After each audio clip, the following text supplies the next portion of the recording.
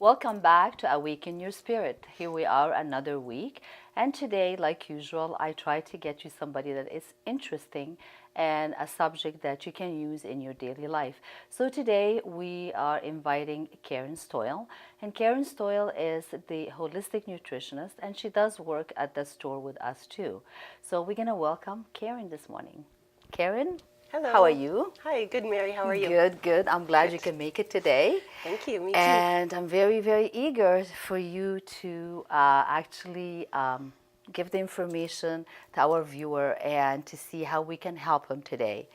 So, a holistic nutritionist. Yes. This is what you are. Yes. So, can you tell us a little bit what is a holistic nutritionist? Sure. So, a holistic nutritionist or an RHN, registered holistic nutritionist, that is what I am, has gone to the Canadian School of Natural Nutrition and successfully completed the Natural Nutrition program.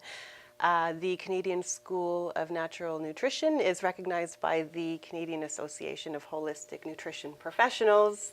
I know that's quite a mouthful, but the school is CSNN and the association is CAHN Pro, CAN Pro. Oh, okay. So, yes. So what is the difference between a holistic nutritionist and a dietitian or there's another dietitian, let's say. Yeah, or a nutritionist. Or a nutritionist, A yeah, nutritionist that yeah. is not an RHN. So the term nutritionist is actually not regulated, so that means anybody can call themselves a nutritionist. And I know that with the internet now, a lot of people like to give nutrition advice, and these people always don't come with the credentials. So it's really important that people know where you're getting your nutrition information from. Okay. So a dietitian, though, a registered dietitian is regulated by the province, and they do follow the Canada Food Guide. Okay, the kind of, yes, okay. So that's the biggest difference. I don't want to get into too much on what a dietitian does because I'm not a dietitian, but I do know they follow the Canada Food Guide and they are regulated. Okay, Karen, now that you give us a little bit of an idea about what's the difference between a holistic nutritionist and a dietitian. A dietitian is somebody that follow the Canadian Food Guide. Yes. That means we see this at the doctors, we see this at the hospital. Yes. But let's say I'm a brand new client and I come to see you. What's the difference between you and a dietitian? Well, I can tell you that I don't follow the Canada Food Guide. Okay. That's the biggest thing. So basically, a holistic nutritionist will work with a client on an individual basis, and every person is different. So I would give you a thorough health and lifestyle questionnaire and also a symptom intake form. And from those answers, based on what you give me, then I give you recommendations and suggestions on how to improve your diet and your lifestyle. So it depends on the person's age, the person's it depends on everything. Medical history. Absolutely, yes. So you actually look into if they have, let's say, diabetes, or they have a thyroid problem. So you work with them according to their personal issue. Yes. Doesn't that same thing as a dietitian? Oh, for sure, yeah. But it's just the way that we go about doing it would be different. And like I said, I'm not a dietitian, so I don't know exactly how they for sure with that, how they. But I'm sure. Don't get me wrong. They know what they're talking about, and I mean there's nothing wrong with dietitians. I'm not saying that there is. I'm just saying that a holistic nutritionist will base our recommendations on the individual. We don't have to follow the Canada Food Guide, and that actually is a good thing. Yeah. It's a good thing that we're not regulated, because if we were, then we would have to follow the Canada Food Guide, and I don't necessarily agree the Canada Food Guide is a good thing. So not for everybody, because I think they give you a chart and you follow the chart, and this is I think it's just it's not random, but I think it's for everybody. Well, I'm not sure. There's a lot of flaws. There's a lot of flaws, and I don't really want to get into all the details, but there's a lot of flaws with the Canada Food Guide. I mean, the biggest one would be the dairy, because dairy is considered part of the Canada Food Guide, and it's recommended like 2 to 3 servings per day. Don't quote me because I actually don't know. No, but, that's okay. So what's with the dairy that we should be careful with? Well, it's just that so many people do have a lactose intolerant or a dairy intolerance, and it's just not something that I would say that you have to include into your diet. Now, don't get me wrong, I like cheese and yogurt as much as the next person, and I do too. Cheese, wow, cheese. I love cheese. Yeah. yeah, and Yeah. you know, I'm not going to say I'm not going to go out for an ice cream in the summertime because I mean I do eat dairy. I eat dairy, but I don't make it a part of my regular diet. It's Okay. really more of like a treat. Okay, I know that through our the last 3 years you've been working with us at the store. I learn a lot, especially when I go grocery shopping. For example, I'm becoming addicted to the labels. It's like, and this is your fault. But I actually, I want you to tell the viewers what is there on the label that we should look at and not buy, or you know, that's something that's going to affect our health a lot. Sure. So the first rule or the first guideline in holistic nutrition is to eat real food in its most natural state. Okay. So basically, if there's no ingredient list, that's the perfect food. So fruits and vegetables, they're not going to have an ingredient list because they are the ingredient.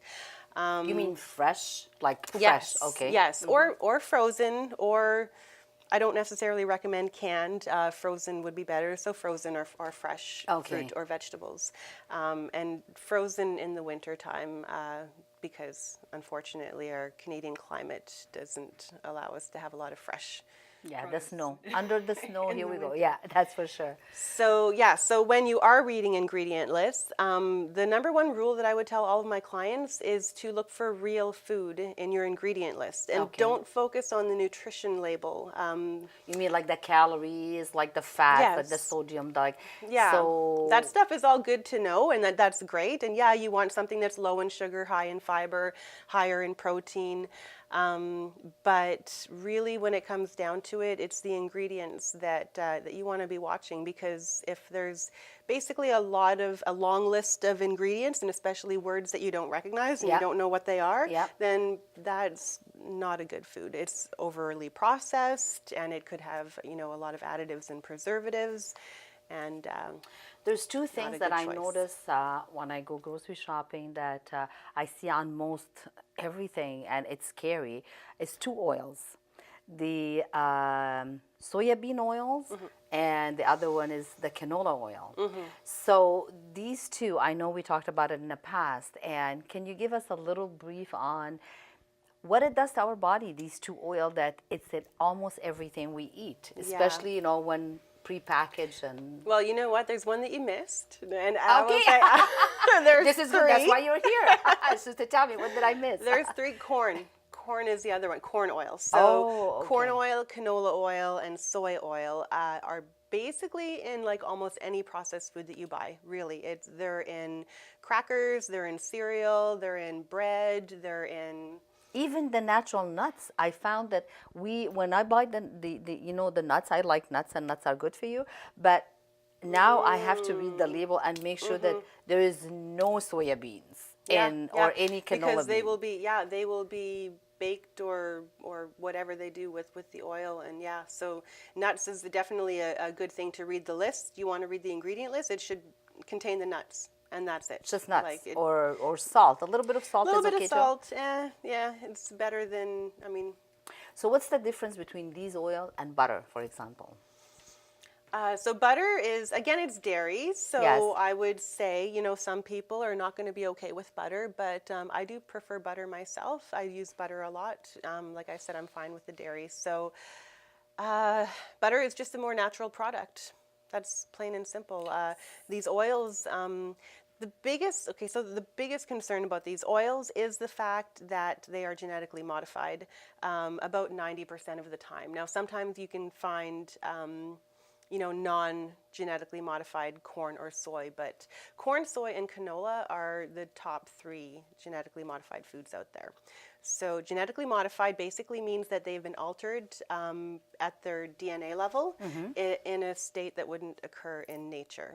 So they're not natural. They're not natural. They're man-made kind Exactly. of thing. So anything that it's man-made, we try to avoid. Yes. And anything that it's really natural. So holistic really is taking something that is totally natural, that comes from the ground, and we actually can consume that. Yes. That's a big one too. Olive oil. That's a good source of, fat, and also it's good for our health and our digesting system. Yes. Because the other oil, like the canola oil, the soya bean oil, and the corn oil, I find when I eat something that contains this, I actually get indigestion. Okay. So, so olive oil is definitely an oil that I use myself. Okay.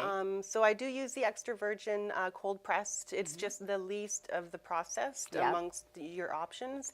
And generally I use olive oil for cold things, so like for salad dressings, and if I'm going to be cooking on a low heat, because you don't want to cook olive oil too hot. It can destroy the oil. So that you have to be. It's a gentle oil, and because it is natural, so you have to treat it. Because it's unsaturated, so that means that it can be destroyed. So a saturated fat or a saturated oil actually would be better to do your high temperature cooking. So for me, my favorite 2 options are butter and coconut oil. So coconut oil. Coconut oil. Okay. For baking and for cooking on high heat. You see, I'm Egyptian. We even cooked with olive oil all our lives. But when we cook with olive oils, we have to really be a medium heat. And I remember my mom used to cut the olive oil with a little bit of butter because it doesn't have any fat. So she will mix, let's say, a tablespoon of butter with the oil, so that way it will be half and half. So you're not eating totally butter, but you're not eating totally. So I don't know, is that a good combination? Sure, I don't see why not. Yeah, so that way when you're cooking with the oil, is not really, you're not losing the goodness of the oil itself, right? Yeah. You ever tried that? I've never tried that. You are specialized in prenatal, right? Yes. That means, okay, talk to me about that. How can you help people? And I know from my client that there is a few of the young ones that are having difficulty conceiving. So how can you help these women? Okay. So I like to work with women during pregnancy, before pregnancy. Ideally, she will come to me about a year before she even wants to get pregnant. Okay. And that way we can start working on any health issues that she might have. Some of these health issues sometimes do cause fertility problems, and they can be fixed with holistic nutrition. So, and then also I want to see these women during their pregnancy and then even afterwards, because I can help them with the first 6 months to the first year of being with their babies. The number one concern that most of my clients have would be breast milk production. Okay. Because basically, if you're not eating the diet that you need to produce quality breast milk, you could have complications there. Okay, I'm sure you did have successful stories.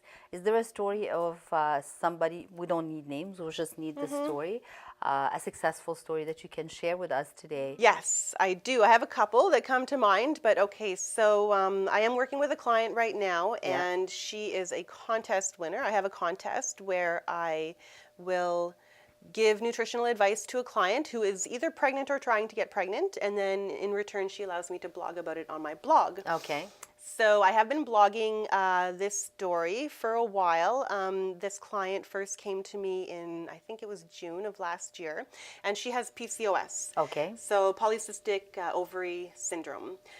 And with PCOS, actually the chances of getting pregnant are slim, or it's more difficult than somebody that doesn't have PCOS. It's basically like a hormonal imbalance. Okay. And a lot of women have difficulties getting pregnant. So I started working with her in June, and by September she was pregnant. Okay, so let's say, how can we I'm a city girl. I live in the country now, but I'm a city girl. Let's say I don't know where to go to get natural or, food. a local farm around. Is Okay. there a way that we can look into? Well, I'm all about keeping it simple. Okay. So I will tell you, you know what? If you drive into Ottawa, you're going to find like big fancy health food stores, and you know what? There's one called Whole Foods. One wonderful store. They have a lot of good products, and I don't shop there though. I mean, it's too far. So I like to stay in Rockland. I go to Orleans sometimes, but I keep it simple. So I shop local. And when I'm in a grocery store, I do the perimeter of the store, and then I occasionally might scoot down one or two aisles. But really, all of the aisles is where you're going to find all the processed foods. Around the perimeter, you're going to find, your fruits and your vegetables, and then your meat, and then your dairy at the end. So, so just keep that in mind. Especially the cereal aisle. I like to stay away from that one. That's another thing that we should look into, the cereal, because most of our children, they get up in the morning and boom. Yeah, and that's some of those cereals are the worst. I talked earlier about the dyes, about the red 40 and the blue too, and I'm pretty sure those are in some cereals as well. So if you've got cereal in your cupboard, you might want to check the ingredients on that. So we have to see if there is any. These are, and sugar too, of course. And sugar, of course, of course. Sugar is usually the second or the third item. So when the sugar comes, the second or the third item, that means this cereal is very high on sugar? Absolutely. Out here in Rockland, I know there's a farmer's market that comes in the summertime. So when they do come, make sure you know where it is and go and support them. That's where you really need to be showing your support and putting your money into our community for these Absolutely. farmers. I'm a big supporter of our community, and I like to shop local, dine local, everything local to boost our community, that's for sure. And there's a couple of farms also. There's a couple of farms around the area that do like they raise their animals free range and, without any hormones and steroids, and they feed them a natural diet. Maybe their cows are grass fed. And so I would also suggest to be supporting these farms. The local farm, well. and go buy your meat, your chicken. And a lot of them you can do everything online, and they even deliver it right to your door. And this is even because everything we see in a grocery store, they're actually mass produced.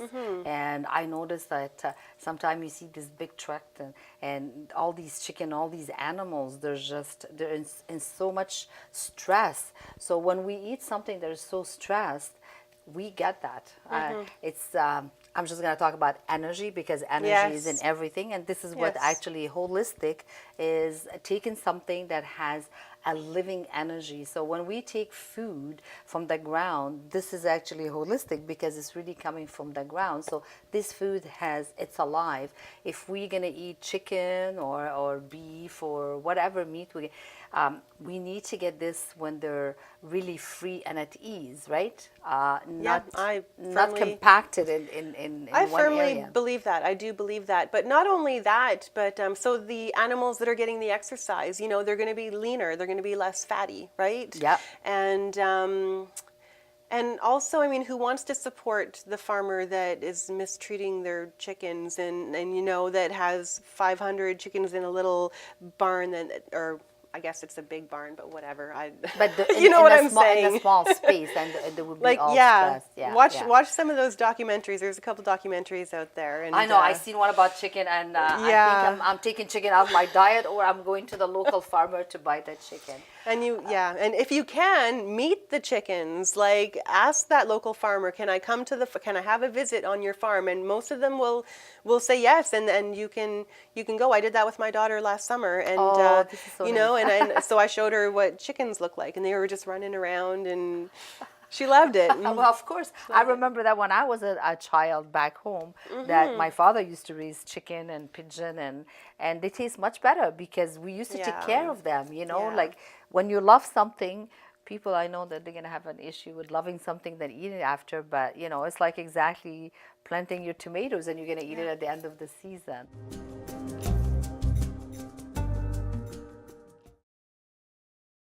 Okay, welcome back, and this is the part where Karen is going to show us what can we do in our homes easy, simple, and actually good for us.